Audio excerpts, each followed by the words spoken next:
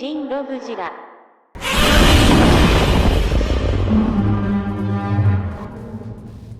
And here we have the Blueberry Supreme Godzilla 2019 box. It's blue, it's eye-catching, it's got a big window on the front. I dig it. Godzilla himself will be standing over 6 inches tall at a rather neutral stance. Red, orange, very cool. Lack thereof an open window on this box, which is just fine. And Burning Goji will be standing at just over 6 inches tall. I mean, he's a bit taller because that's as far down as I can get his head to go at a neutral stance. Shokugan, Movie, King, NECA, HG, Haya, NECA again. Articulation-wise, I've technically talked about this figure 2 times before, and now I'm going to talk about it 2 times again, but we're skipping to the good stuff here, the paint and the detail. What you're looking at right now, it's basic S.H.MonsterArts knowledge. You know this. Ball joints, shifting pieces, gaps. Does it bum you out? Does it not bum you out? The whole ishkabibble. The figures move just like the GVK and the GXK figures, save for some quirks. Have I mentioned that already? And I really don't have much new to add to this articulation narrative here. They're good at what they do. They're not perfect, but if I hadn't got that Godzilla Earth from S.H.MonsterArts, I would easily be saying that KOTM Goji is just one of S.H.MonsterArts' best accomplishments. But alas, Polygon Trilogy Goji crushes him. Posability-wise, I feel like I'm going broken record mode here, but yeah, mostly the same. It is, however, exceptionally nice to finally have a Godzilla to go alongside King Ghidorah, and now my Mothra and Rodan. And having these figures now makes me wish I just would have bitten the bullet on them back in 2019. I've been missing out when it comes to standard Godzilla 2019, and Burning Godzilla, we'll get into it. I'm just gonna go ahead and give articulation and posability a solid start each. Now, let's discuss those aforementioned quirks, huh? To go over this quirk rather quickly, because while it is a pain in the ass, it is easily mitigated. Just like my Godzilla 2014 figure, this tail likes to fall off. I'm going to try and do as much of this in camera so nobody gets their feelings hurt when I show this and act like I'm doing this on purpose, because it happens. So the minute I try and articulate the tail, yeah, it just pops off right here every single time. Sometimes I'll get some pop off over here when I try giving the tail a curve, and just overall, the tail is a floppy mess. Holding on pretty well now though. Yeah, it is a bit of a bummer that I have to articulate pieces of the tail separately, because everything beyond that point works to such an extent. I really only articulate tails when I'm trying to make for some decent shelf space, so this doesn't hurt the figure too much. Yeah, that little quirk, sub-rating of a star. Thankfully, Burning Godugis' little quirk over here isn't as much of a pain in the ass, and thankfully it's quite simple. I mean, he can't close his mouth. That's as far as I'm going to get it to go. And when I force it closed, yeah, the jaw pops right out. Yeah, no matter what I do, this is about as close as I'm going to get. If anybody has any kind of advice for me, maybe I need to heat this up or look for something in particular, please let me know in the comment section down below. And now we can take a look at paint, where I can confidently say he is utterly gorgeous. Mostly. So from a profile view, 2019 Goji, he hasn't got much to him. And to be completely honest, that doesn't bother me. Not only does it leave less room for error, but in all honesty, did he really need anything other than what we see and get here? I genuinely don't think so, because the detail definitely is the star of the show here, as it remains just Bandai's meat and potatoes for practically every release they put out. Yes, most of the paint is going to be taking place on the front and underbelly of that of Godzilla, so let's start where it counts most. The toes have a nice light application of this brownish tan on them, just enough to bring the details out, and just slightly enough to see that they're not exactly the entire same color as Godzilla's skin. Moving into Godzilla's Godzilla, and the underbelly overall, fantastic detail on display with yet again a light light application of paint going on here. Godzilla 2014, if anybody remembers my double cringe review of that thing, definitely overshot the green paint isms on there because it really wasn't needed. Here, it's been rectified with, again, a light application to a point where it feels like it's not even there. And of course, that's going to follow through right on Godzilla's throat, and here's a closer shot at everything. You can see where the paint is clearly visible, and it just works. Minimalism is the name of the game here, and I think Bandai did a damn good job of it. Godzilla's claws this go around got the same treatment as the toes. Paint that is so obviously there, but not strikingly obvious upon first glance. It's a fun little moment where you have to actually take the figure and look at it. No, I'm not shoving this one into my eyes. Look at him. And again, that's really not a bad thing, as everything on display here is fun. And here's the moment you've all been waiting for. How are the eyes? Yeah, they're wonky as shit. Yeah, so we got this eye kind of looking down, this eye somewhat looking straight forward-ish, and yeah, that's a bit of an upset, and I am going to have to tack on just like a slight half a star, because thankfully this is really the only problem with paint that I have on this figure, and I have been told that inside Godzilla's mouth, there's a bit of a trap door in there, and apparently you could possibly take the eyes out by like removing that. And it's very much something that I've considered doing, but I also don't want to risk ruining the figure overall. And that's all I really have to say. Yeah, I'm bummed. And yes, I made a big stink about something like this in the 2014 review. Yeah, I am never not going to be sour about this, but here I just feel not as strongly about it, and I think that ultimately comes down to the figure performs and looks great everywhere else. Taking a look at these tiny teeth, they were sculpted decently enough. I mean, I can visibly count them. The paint is alright. The membrane and inner mouth paint is nice and red and obvious and viscous and not all over his friggin' nose. You can't see me. And again, I really don't have any complaints going on here. S.H.MonsterArts learned a bit of a lesson when it came to their 2014 figure, and I feel they applied most of what they learned there to this figure here. Again, really no complaints here. I feel the paint showcases the detailing very, very nicely. It doesn't feel gooped on. It feels properly distributed on. But as we all know, this Godzilla was not just a sole figure release. He came with some accessories. Sorry I have to do this to you, big guy. Actually, this gives me a chance to showcase the detailing on the roof of his mouth, and damn, that's nice looking. Good stuff, Bandai. So here we have the alternate jaw, complete with the very first S.H.MonsterArts heat ray cradle, as I'll call it. And the membrane paint is there, the teeth paint is just fine, yeah. And overall, the detailing is consistent with the rest of the figure, as is the paint. Nothing to complain about. And here we have the heat ray itself, translucent blue, silver metallic paint on top of it, beautifully detailed. Not much else to say. It's the same as the 2014 release, I do think. It's going to have a little stand hole in there. And yeah, looks great. I love it. All right, buddy. Let's give you a jaw again, shall we? Very, very easy thing to do. I say as I fail doing it. Just need to find the hole. Is that it? That might be it. And now let's introduce the heat ray part to the cradle. And yeah, he's got a bit of droopage going on. But if I can straighten out his torso, get his neck all the way back as much as possible, push that jaw back in since it likes to droop. Yeah, look at that. He's a firing his laser. It's nice. It's simple. It gets the point across. And hey, look at that. No neck gap.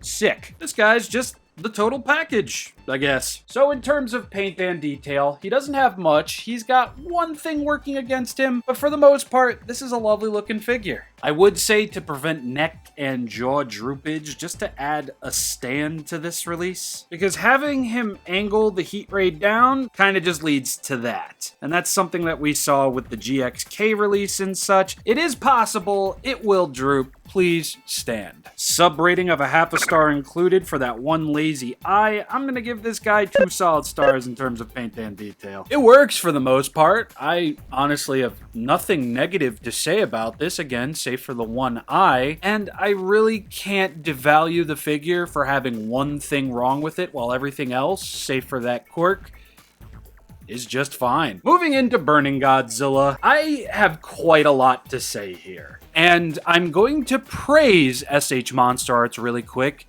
because they said, screw screen accuracy, let's do something different. God damn it, that looks way cooler. And even though the final product is a bit on the varied side, I've seen versions of this figure where he's like all yellow with some darkened paint and not enough orange. It kind of does, you know, blow up in their face a bit as hindsight for this extremely cool idea. Obviously wasn't that hindsight-ish. And yes, the majority of the figure can come off somewhat mismatching.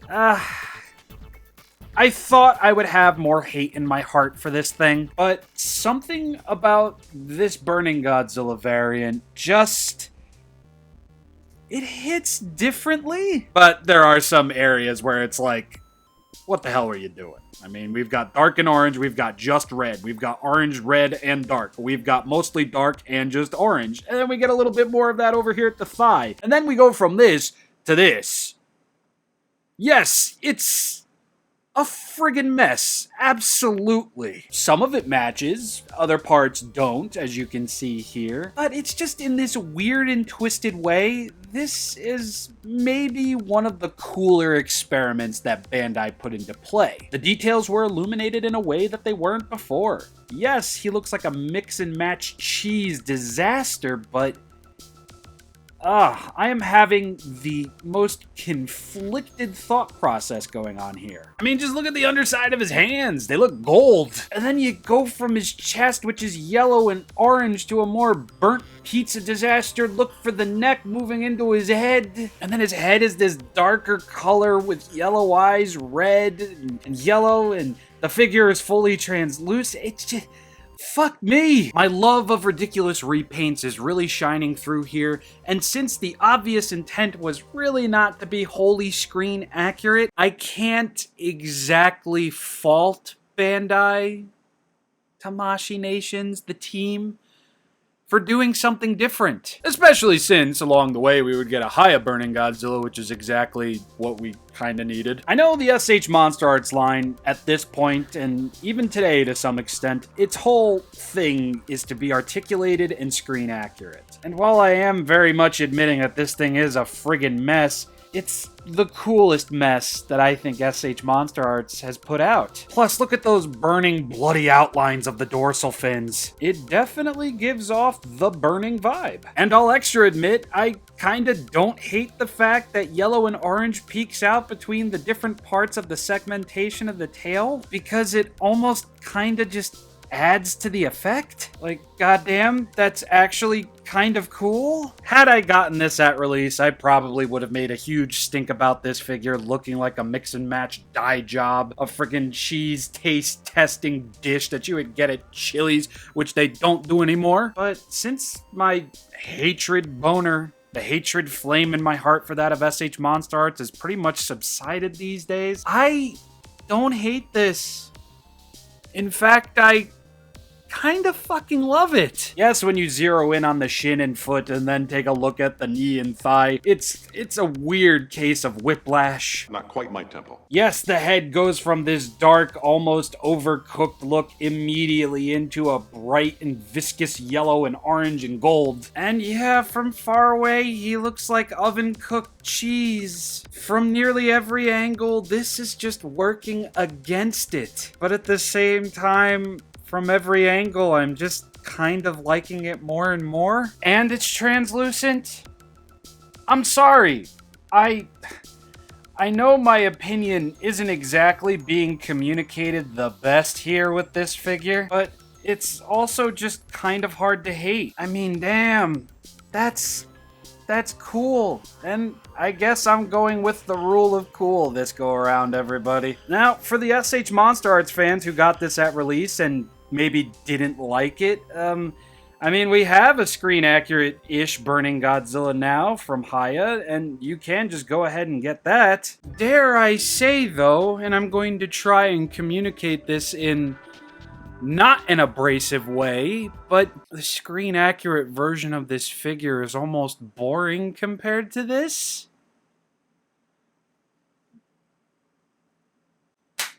What? Sure, I can toss in an X in some way, shape, or form for mismatching parts and just being gobbledygook, but that's also kind of why I like it.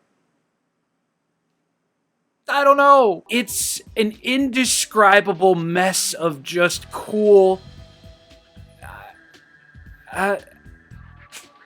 fuck it. Solid star in terms of detail, solid star in terms of paint. S.H.MonsterArts Burning Godzilla 2019 is a fun figure.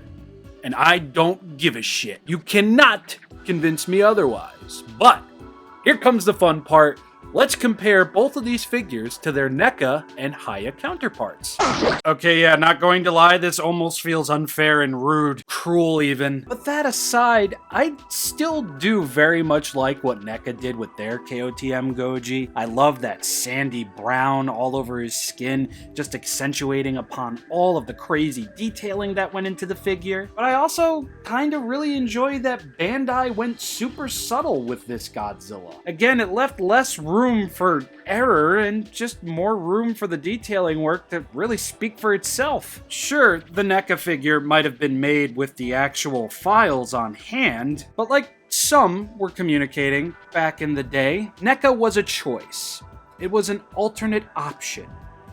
And here, I mean, if you got both, you were pretty much winning your day at the parade. Accuracy-wise, sure, neither of them are what I would call perfect. But just look at these two guys next to one another.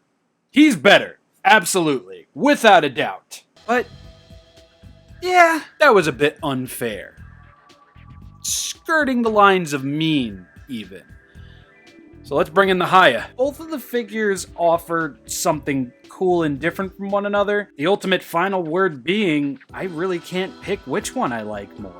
With S.H.MonsterArts, I'm going to get way more posability. With Haya, I'm going to get a way more screen-accurate looking figure with some questionable paint applications. I've come to not really enjoy this all too often, and I still don't have the GVK reissue rework thing. And as far as this guy goes, if I want what I consider a quote-unquote perfect version of the 2019 design, I usually just end up going along with the pre-evolved Godzilla release. Not because I think it's the perfect foil to that of S.H.MonsterArts, it's just my personal favorite standard Godzilla from that of Haya, and seeing these two together, they just look really cool. As they both have the right amount of ferociousness that I feel this version of Godzilla kinda excels in. That and the whole S.H.MonsterArts better, Haya better debacle is just...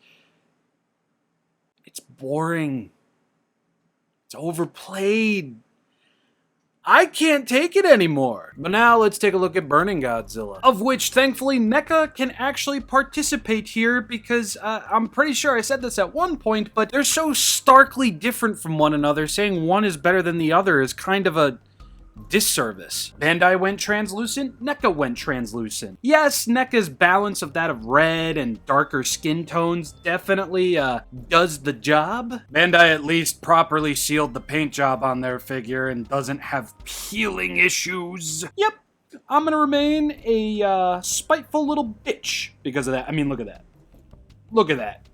Fuck. But the point still stands. These two are so different from one another, comparing and contrasting is just going to be a video of me pointing out both of these figures look cool. And as you know, you can't really have a competition if nobody is really competing. And yes, I know he doesn't have a tail. It's still in the box. I didn't feel like chipping off more orange paint off of this guy's back. As far as the Haya Toys Exquisite Basic Burning Godzilla goes, it's neat. It's in order.